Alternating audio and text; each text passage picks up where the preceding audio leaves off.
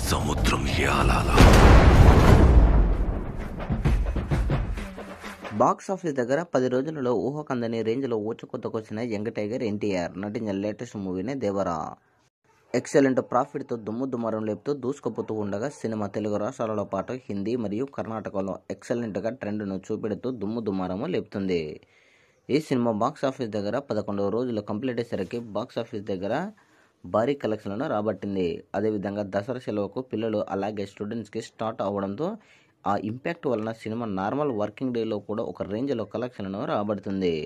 మొత్తం మీద ట్రాక్ చేసిన సెంటర్లలో ఈ సినిమా 11వ రోజు కూడా భారీగా కలెక్షన్లను రాబట్టుకుని 2 కోట్ల రేంజ్లో షేర్ కలెక్షన్లు, 5 కోట్ల రేంజ్లో గ్రాస్ కలెక్షన్లు రాబట్టింది.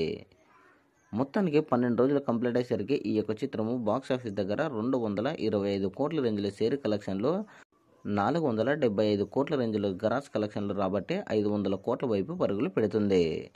దేవర చిత్రము 12 రోజుల కలెక్షన్లపై మీ అభిప్రాయాన్ని కామెంట్ కూడా తెలియజేయండి.